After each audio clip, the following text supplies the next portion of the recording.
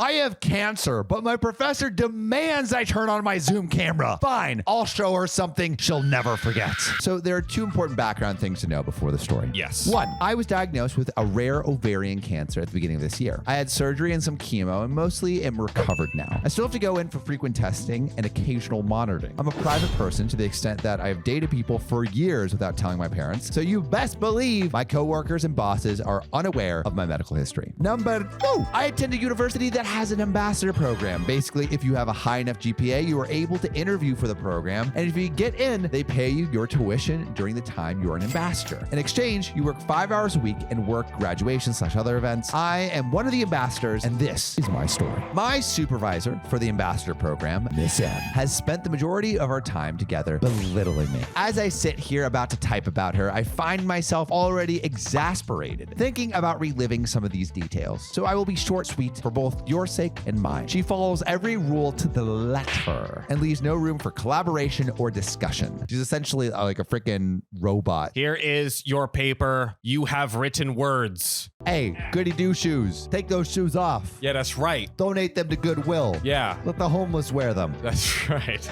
As an example, we use Microsoft Teams for communication, and she has us clock in and out in a group of 20 people by saying, I'm here and I'm leaving. So every day you have to scroll through dozens of messages to find anything of import and listen to notification sounds every time someone so much as takes a lunch break. Oh my gosh. I suggest using the time clock function on Teams, and there's a time clock function on Teams. Wow. And even offered to set it up for us, but was told I was deliberately undermining her position. Yeah, you idiots. How dare you have a good idea? Dude, she sounds like Professor Umbridge from Harry Potter. Yeah. Another example is her viviance when I told her I didn't have any social media to advertise the college. She was certain I was lying and went so far as to ask the other ambassadors to try and find me. That's to be like breaking some kind of code. That's freaking weird. God. They didn't. There's nothing to find. Crazy concept. I've challenged her a couple of junctures, but ultimately realized I was fighting a losing battle and I'd be better just keeping my head down. Yeah. Fast forward to 4 days ago, Friday. There's a mandatory virtual event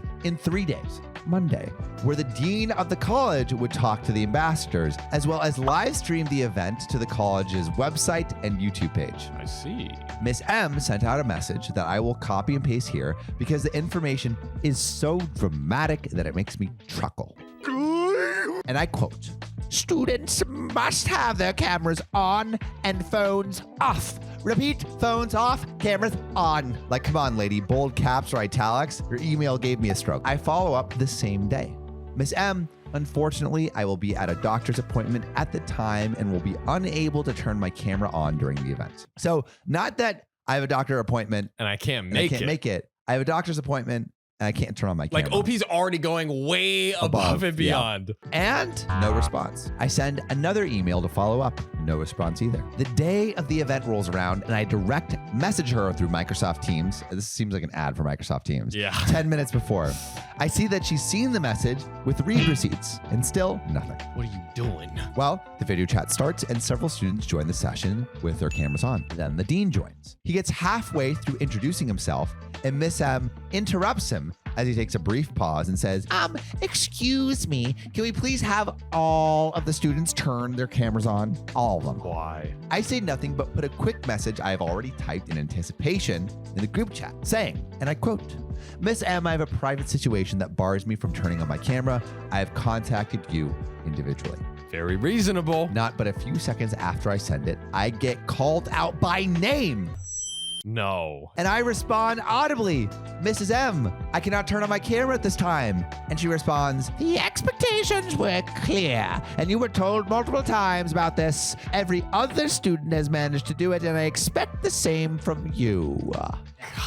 One of the cool things about having cancer is you become very familiar with the hospital staff. And if you're lucky, they're very fun to talk to. During COVID, my nurses were my tethers to sanity because no one would visit me while I had an inpatient infusions. So I told one of the nurses, Amy, about the situation beforehand. She joked that if I was told to turn my camera on, I should really play up my illness. In any other situation, I would have been entirely opposed, but sweet revenge was in sight and I couldn't resist. Taste it. When I replay it in my head, I imagine the anime a fist-clenching thing when the protagonist resolves to get his revenge. I set my laptop back a bit further from myself on my legs so you can see the entirety of me in my hospital regalia. Teams will display the person currently talking as the largest image in the chat. Everyone had their audio off except me, the dean, and Mrs. M. So when I turned my camera on, I was displayed as the EKG loudly thrummed away on max volume thanks to Amy. Silence. Me. I asked Mrs. M through email and Teams if I could opt out of having camera on, but she insisted. I waited a beat to see if anyone would say anything, and then continued with my special vocal blend of melodramatic gratitude and illness-laden shakiness. Virtual engagement is so important for this new era of learning. I can see why having on the camera is important, though I was hoping I might be granted an exception for my situation. This is amazing. Then the dean responds, Miss R, you are more than welcome to turn your camera off. I am so sorry for the misunderstanding. Me. Thank you so much for making this special exception for me. It's been a difficult week, but I feel grateful to be here. Then 2 people leave the call. One was Mrs. M and the other was Anthony, who is Mrs. M's boss. I haven't heard from either of them yet, but I'm waiting with anticipation to find out what happens next. Damn. But wow, that is, man, shout out to OP. That is delicious. Delicious revenge. I hope Miss M got some reprimanding at the very least. I would have wanted to be like, oh no, it's okay, Mr. Dean. I am here as per Mrs. M's instructions. She is right. Yeah. I should be on the screen. Against my doctors and nurses' recommendation, I have dedicated myself to this very stressful and taxing event. This Zoom call is more important than my health and my safety. What was and my I life. thinking? My gosh. You had a story you wanted to?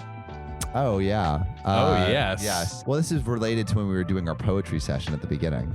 Oh, was that even this? Maybe that was the last one. I think it was the one before. Okay. So now we're completely.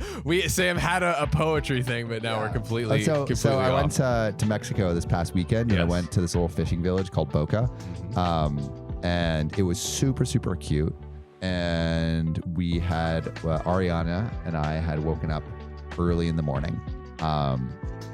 And went on a run and like journaled on the beach, and I just felt inspired to write like poetry. Ooh. And so I wrote poetry about Ariana. I love that. And then read it to her. Ooh. And she was swooning, right? Ooh. She loved it.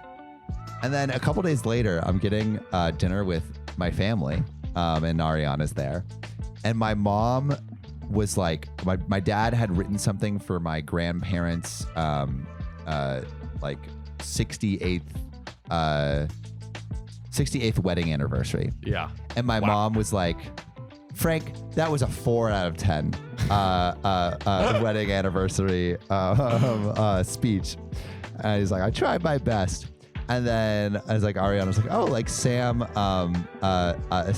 wrote me a poem the other day. And like my mom's like, what would you rate it? And she was like, a 7 out of 10. And I'm like, bro, I poured out my freaking heart to you on a beach in Boca, and you're rating my love a 7 out of 10? Are you fucking kidding me? And then she was trying to backtrack, and she's like, well, your dad gave a 4 out of 10 for your mom gave your dad a 4 out of 10. I want to make sure that I'm not like, that I'm leaving room for improvement. Oh my gosh, that's incredible. I thought you were gonna say like Ariana had secretly like told your mom, and your mom was like, actually, this is what a real poem looks like, and just stood up and just spoke this poem with the most she just like grades it. She's like with a red pen, just like crosses lines out, bad punctuation. That is a little bit more in line with your mom, I feel like. Fact. Well, you know what? I rate your poems 11 out of 10. Thanks, baby. That's all I'm saying. Baby. If you like this story, check out this other story where OP's fiance leaves them because they have cancer. Yikes.